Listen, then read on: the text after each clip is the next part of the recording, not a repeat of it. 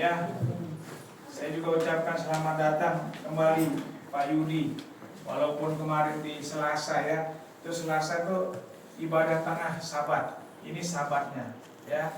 Banyak juga yang tidak hadir. Berapa orang saat ini? 1, 2, 3, 4, 5, 6 ada yang nggak hadir ya. Ya kita doakan juga Johan yang sakit. Juga Ibu siapa namanya? Selamat datang. Hah? Ibu Is ya. Selamat datang Ibu Is. Mau memperkenalkan diri? Hah? Gak usah. Ya inilah. Ya, ini kita ibadah yang sudah diatur dalam 10 perintah Elohim. Yaitu kuduskan hari Sabat. Ada nggak dalam 10 perintah Elohim? Ada nggak? Ada. Ada. Ada nggak dalam 10 perintah Tuhan itu? Ada? Nah, itu salah satunya. Kuduskan hari Sabat. Inilah kita. Ya, banyak orang-orang yang tidak tahu hari sesungguhnya. Padahal itu Torah yang Bapa Yahweh sudah atur itu dari 10 perintah Elohim. Kuduskanlah hari Sabat. Nah, ini dia. Banyak orang tidak mengerti, malah di seberang sana bukan Sabat, dia Minggu. Ya, Minggu. Yang benar Sabat. Minggu itu dibuat oleh orang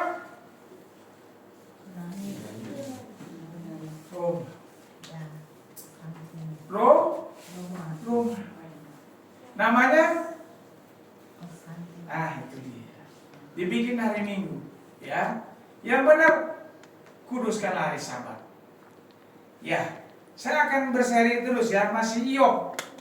Iyob itu siapa Iyob? Iyob itu bahasa Ibrani ya, Ibu Is saya kasih tahu. Karena kita pola Ibrani. Kalau di kitab tulis Ayub. Ya. Ini akan berseri karena bagus banget ini cerita Iyob. Bagus ini. Ada apa? Ingatan, didikan, iman di dalamnya ini. Di dalam Iyob 1 sampai 42 kalau nggak salah. Sampai 42 ya. Ini isinya bagus sekali ya. Nah, minggu lalu ada yang ingat gak? Saya apa? Bicara ininya. Topiknya, pertanyaannya apa? Ada yang ingat gak? Mengapa Iyob dicobai? Gini. Ya, kenapa Bapak Yahweh sendiri yang mengizinkan? Ya, kenapa Bapak Yahweh mengizinkan? Bapak Yahweh sendiri yang mengizinkan saat setan berkeliling, ya, setan bilang, saya ulang lagi, biar ingat ya. Dia bilang sama setan begini, dan setan menjawab, ada setan ya. Dan suatu hari ketika anak-anak Elohim datang menghadap Yahweh, nah saya ulangin lagi biar tahu nih. Ya, ini akan berseri terus. Iyob pasal 21. Dan suatu hari ketika anak-anak Elohim datang menghadap Yahweh. Ini anak-anak Elohim nih datang kepada Yahweh nih. Saya udah bilang tempat ini tempat suci bukan? Ayo jawab. Jawab ya, yang tahu jawab, nggak apa-apa. Ini tempat suci bukan? Bukan Pak Yudi, bukan Bu Is, ini bukan tempat suci. Ya. Saat kita datang menghadap Bapak Yahweh dan setan pun datang, ya, setan datang. Jadi di antara mereka menghadap Yahweh. Di sini ada setan nggak? Ada setan. Benar. Jadi dia selalu berusaha mengambil bibit benih dafar Elohim supaya kita nih mempelai gagal bertumbuh karena bibitnya. Dafar Elohim, bibit dafar diambil. Sering saya katakan dimanapun, setan mengambil bibitnya dengan apa? Otak buyar, badan di sini, otak buyar. Ngerti ya? Badannya aja di sini, tapi pikirannya kemana-mana. Makanya saya bilang tobat. Kalau belum sanggup jangan datang. kepada Bapak Yahweh. Bapak Yahweh mau sungguh-sungguh. Kalau badan di sini, pikiran di sini, jantung hatimu di sini menyembah Bapak Yahweh. Itu yang Bapak Yahweh mau. Kedua, setan kasih apa? Ngantuk. Ya Pak ya. Setan kasih main handphone. Makanya di sini dilarang main handphone. Nanti di rumah sana main handphone.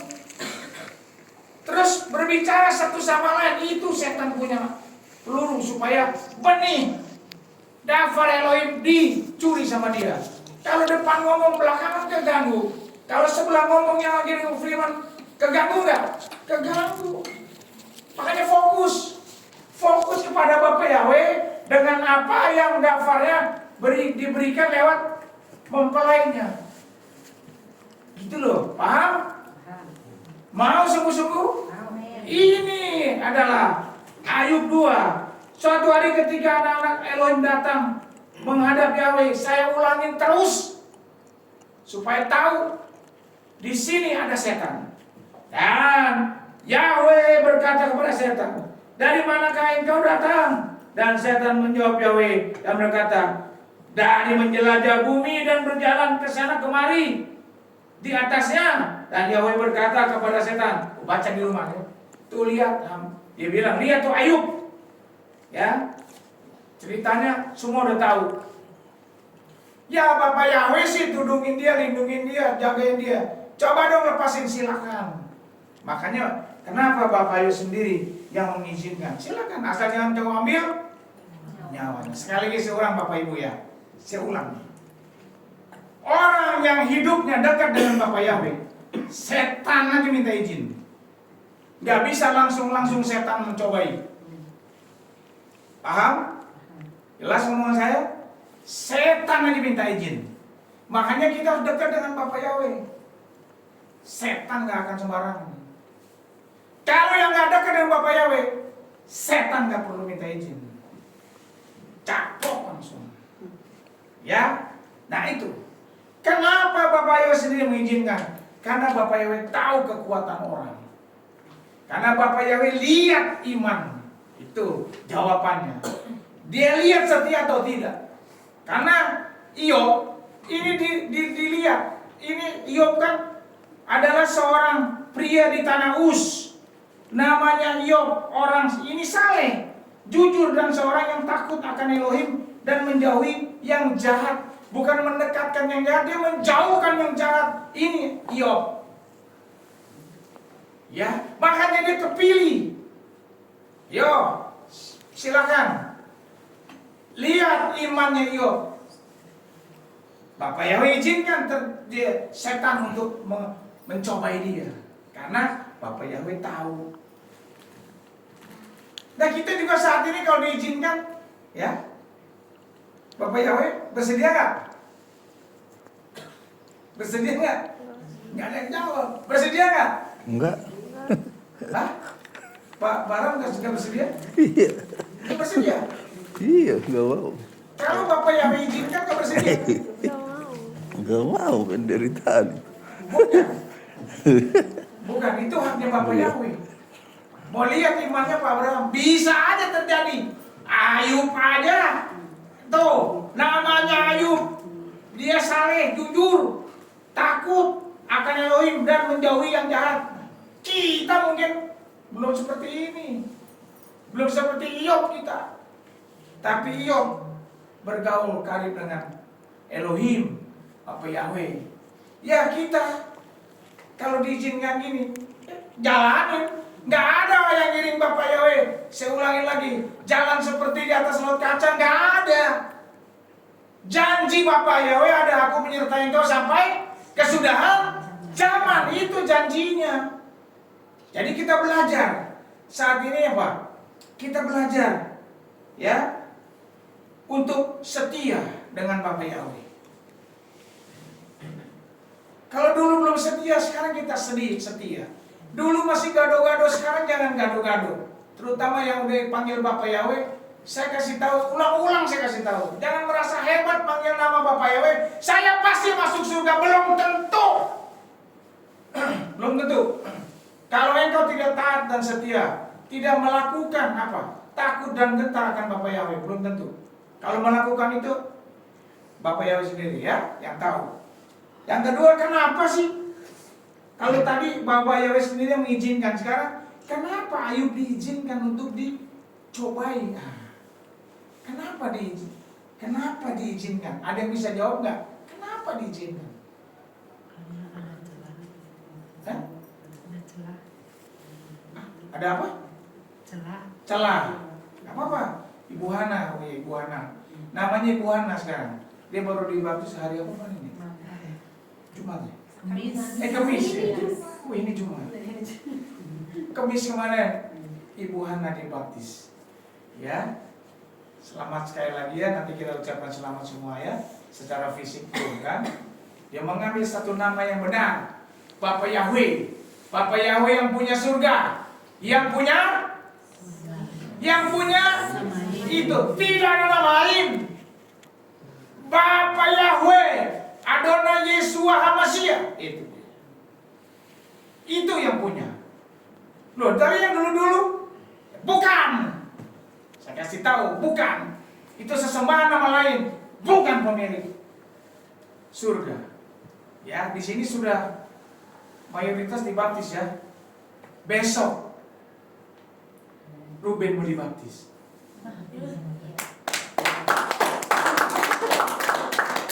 Mungkin yang bertanya, Pak Yudi udah dibaptis ya?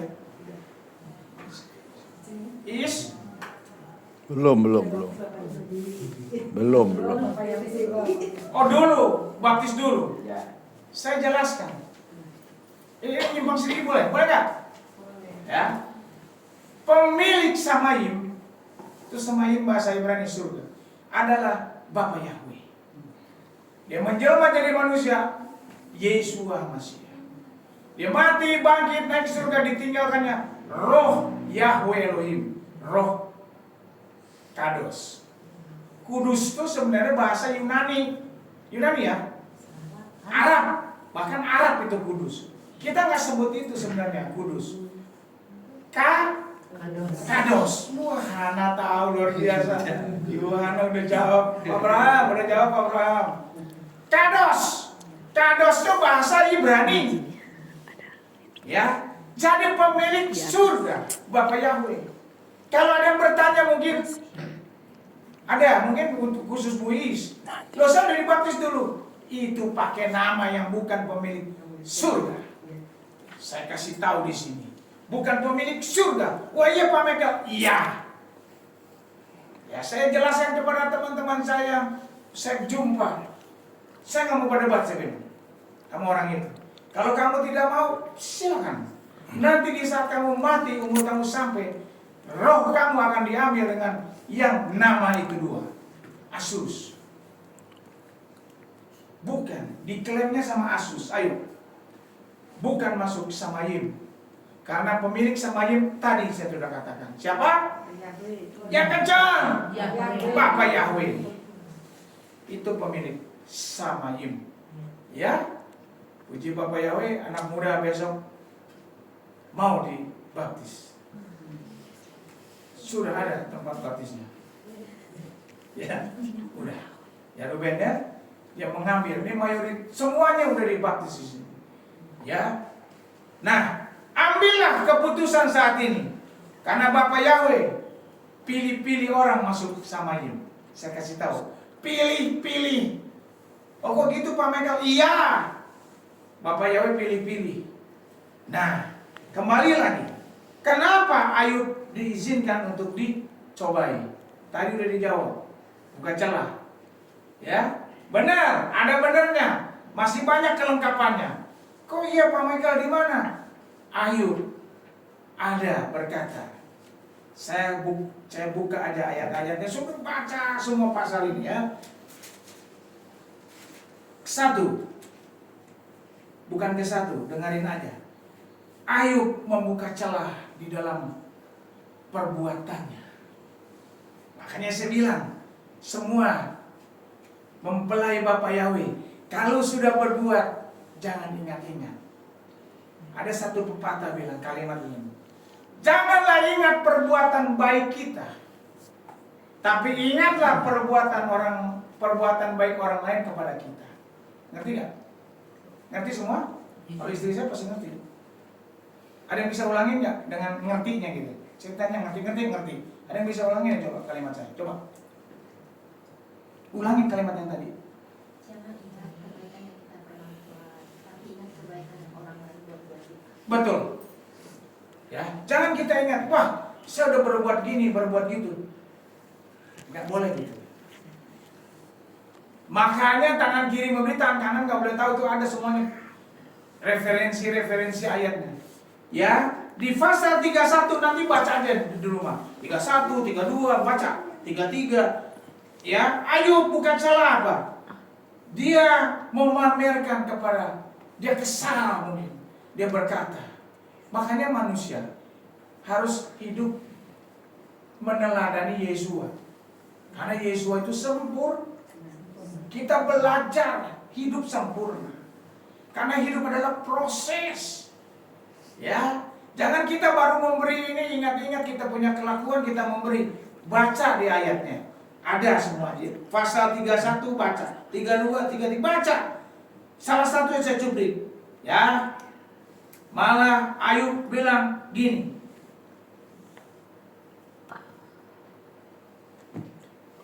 Pasal 31.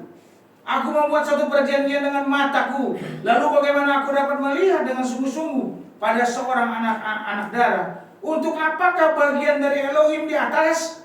Dan apakah warisan yang dari Maha Kuasa di tempat yang tinggi? Itu bukanlah sebuah bencana bagi penentang dan malapetaka bagi pelaku ketidakadilan. Apakah dia tidak melihat jalan-jalanku? Mulai di sini. Apakah Bapak Yahweh tidak melihat jalan-jalanku dan menghitung semua langkahku? Jika aku telah berjalan dengan kesia-siaan atau kakiku telah bergegas pada ketidakjujuran, biarlah aku ditimbang dalam sebuah timbangan yang adil, sehingga Elohim dapat mengetahui kebenaranku. Tuh.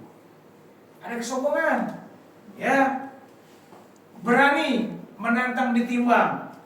Jika langkahku tidak menyimpang dari jalan, dan hatiku telah berjalan di belakang mataku, dan jika ada noda yang mengotori tanganku, biarlah aku yang menabur, dan biarlah orang lain yang memakannya, dan biarlah hasil panenku dicabuti. Tuh. Ya, lebih ini lagi di sini ayat 32. Ayat 32 yang 3 temannya itu Elihu, ya, dalam kemarahan menjawab Ayub. Maka terbakarlah amarah Elihu, anak Barakel, orang Bus dari kaum Ram. Amarahnya terbakar terhadap Ayub karena dia telah membenarkan dirinya sendiri daripada Elohim. Baca dia semuanya, ya. Ini tes untuk Ayub. Kenapa diizinkan? Karena buka celah. Kita nggak bisa. Kita udah melayani, kita merasa hebat. Daging kita seolah-olah kita berbuat baik, tapi belum tentu berkenan di hadapan Bapak Yahweh. Ya, saya belajar kalau apapun, makanya saya paling tidak mau dipuji. Betul nggak salah satu Ibu Maria? Kalau suka dengar omongan saya, betul nggak? Saya tidak mau dipuji. Istriku tidak mau dipuji. Mempelai di sini jangan pernah puji saya. Pujilah Bapak Yahweh. Jangan sampai buka celah, setan ngambil itu celah. Repot. Jadi ini, kalau udah dipuji besar hati, wah udah. Nanti apa-apa kalau tidak ada saya. Kalau bukan saya, semua saya. Mana Bapak Yahweh? Jangan buka celah Bapak Ibu. Ya, melayani full buat Bapak Yahweh. Full heart, bukan lagi full time. Kalau orang yang full heart, pasti dia full time. Orang full time belum tentu baik. Belum tentu apa? Full heart. Dan orang yang full time itu dibayar biasanya. Bukan di sini, Pak. Betul gak? Full timer dibayar gak? Dibayar. Tapi kalau orang full heart, dia pasti full time. Kapanpun waktunya buat Bapak Yahweh. Tidak ada kata tunggu dulu, nanti, sabar, tidak. Langsung. Apapun buat Bapak Yahweh. Nah, kita belajar malam ini supaya jangan buka celah.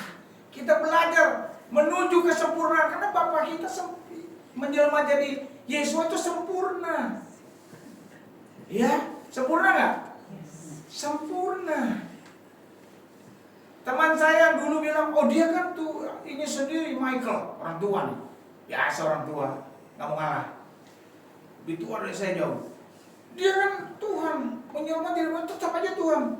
Iya bener Pak, dia Tuhan memang menjelma jadi manusia saat itu kan udah 100% manusia. Nah, dia masih nggak mau ngalah juga. Ya udah deh, saya bilang gini aja, Pak kalau Bapak nggak mau ngalah gini aja. Dia sebagai manusia mengajarkan kepada kita teladannya yang baik. Sok saya mau tanya sama Bapak Ibu sini. Di dalam kitab ada nggak Tuhan Yesus ngelawan? Ada nggak? Yang istri saya yang jawab terus. Ada nggak? Nggak ada. Mau di sidangin aja, udah mau divonis. Dia jawab apa? Waktu itu para penguasa bilang, Yesua, bela dong diri kau. Kau bilang kau bisa bangun bait suci 3 hari, betul? Bisa hancurkan 3 hari bisa dibangun. Bela dong, sebentar lagi mau divonis nih. Maka Yesua apa? Mami lagi yang jawab. Harus tahu Bapak Ibu. Jadi kita belajar meneladaninya, baca kita. Maka Yesua diam saja. Yesua nggak bilang begini nih, nggak bilang nih. Ya Pak, kalian tega banget sih. Saya mau divonis nih. Kalian semua akan ikut saya, merasakan berkat saya, merasakan mujizat saya. Ada nggak begitu? Kepa sendiri membela, potong telinga prajurit. Kepa tuh Petrus. Ya. Kalau Pak Yudi udah tahu ya, Petrus itu namanya Kepa sebenarnya. Ini bukan sebenarnya, memang benar Kepa. Berani. Jadi nggak ada tuh Yesua tuh di membangkit-bangkit, nah ini ngebangkit-bangkit. Saya udah tadi mau ngomong apa ya? Buka celah, jangan ngebangkit-bangkit.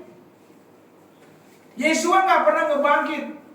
Itu kan keluarga kamu, Maria, bukan Maria ini. Adik kamu kan sudah saya bangkitkan itu. Siapa namanya? Siapa namanya? Maria sini kan sama. Maria dan Marta punya adik, udah mati namanya. Dia nggak bilang begini, Maria, Marta, adik kamu kan sudah saya bangkitkan si Lazarus. Enggak. Saya kan berbuat baik pak kamu. Enggak. Itu teladan yang harus kita. Kalau kita berbuat meneladani Yesus, udah berbuat cep, udah seperti kita flash ke toilet, plus udah. Itu Bapak Ibu. Jangan buka celah sedikit pun. Kolose 3:23 kan bilang, kalau kita berbuat sesuatu seperti apa? Ayo baca Kolose 3:23 baca.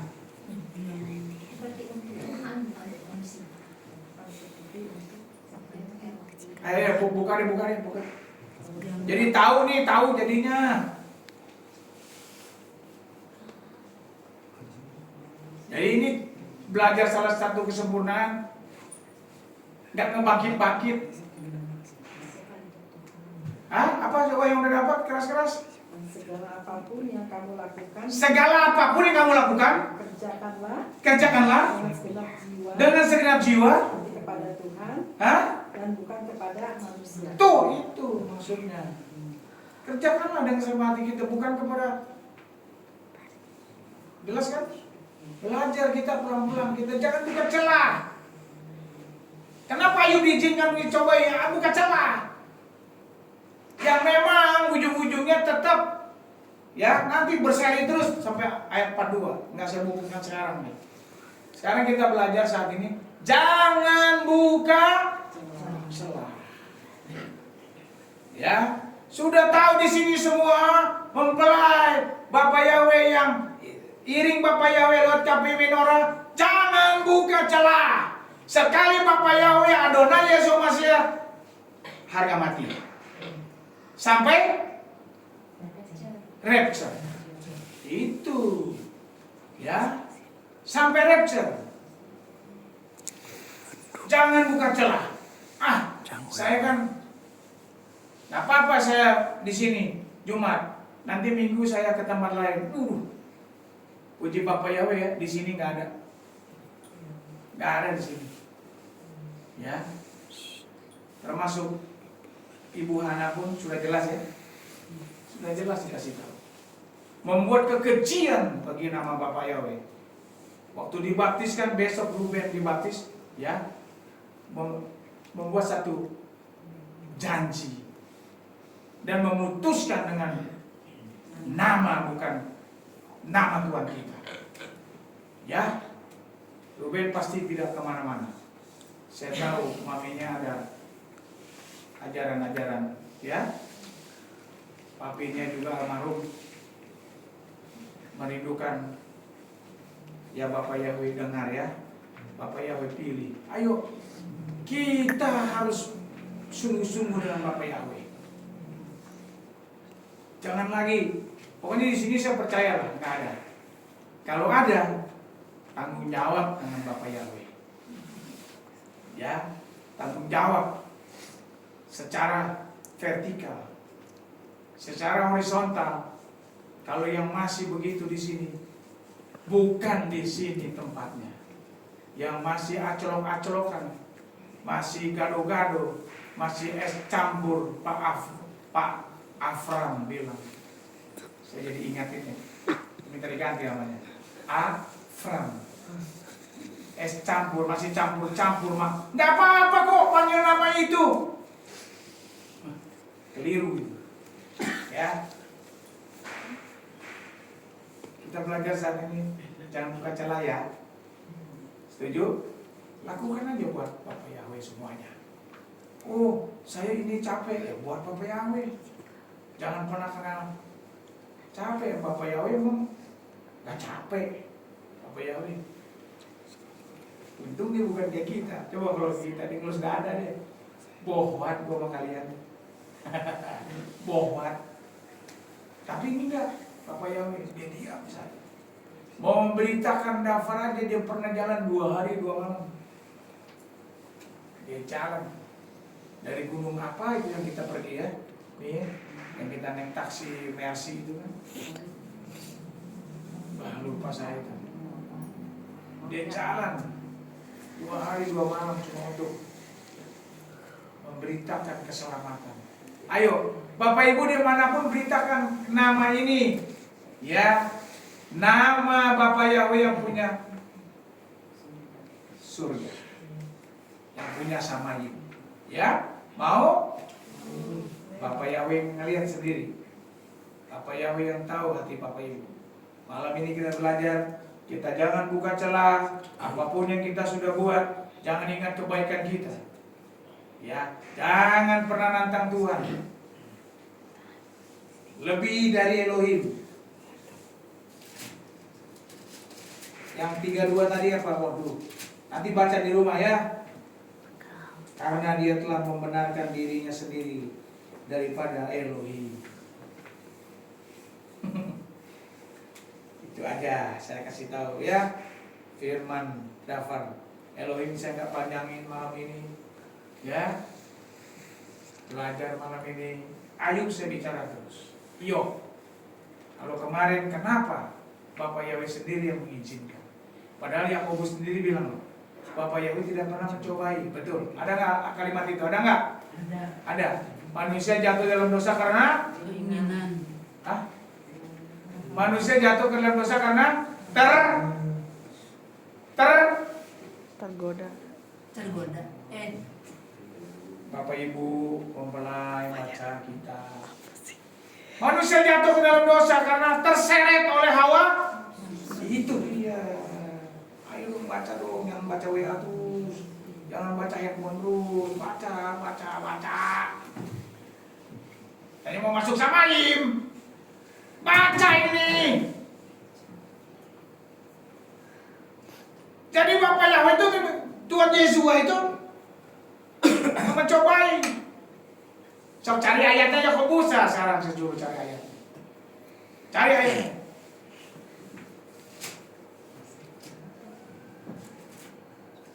Bukti bukan bahwa saya yang bicara itu. Cari. Ya. Bukan ayat 2.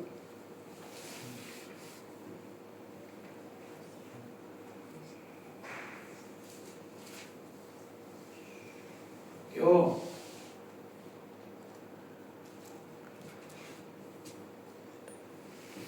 Dapat dikasih makan rendang hari ini. 14. Hah? 1:14. Oh, tolong baca, oke. Namun setiap orang dicobai karena diseret dan dipikat oleh keinginannya sendiri. Tuh. Ya. Jelas Tuhan tidak pernah mencobai. Ketika dicobai, janganlah seorang pun berkata, aku dicobai oleh Elohim. Sebab Elohim tidaklah dapat dicobai oleh orang yang jahat, dan dia sendiri tidak mencobai siapapun. Ayat 13-nya tuh, deh. Betul? Ayat 13 saya bacain lah ya. Ketika dicobai, janganlah seorang pun berkata, aku dicobai oleh Elohim. Sebab Elohim tidaklah dapat dicobai oleh yang jahat, dan dia sendiri tidak mencobai siapapun. Jadi, namun setiap orang dicobai karena diseret dan dipikat oleh keinginannya sendiri. Ini ayat 3. Kalau cetakan yang sebelumnya, terseret oleh hawa nafsu. Itu ya. Makanya Bapak Ibu semua di sini jangan pernah cari masalah. Sering di zaman dulu saya paling malas ngedoain orang yang cari masalah. Udah tahu lubang masuk lubang. Gitu loh. Jujur saya bilang. Tapi kalau masalah yang datang dari Bapak Yahweh, itu mengajar kita dalam proses untuk kita menuju kesempurnaan. Amin. Untuk kita belajar jadi sempurna seperti Bapak Yahweh. Itu ya, Bapak Ibu. Tuhan Yesus berkati. Yuk kita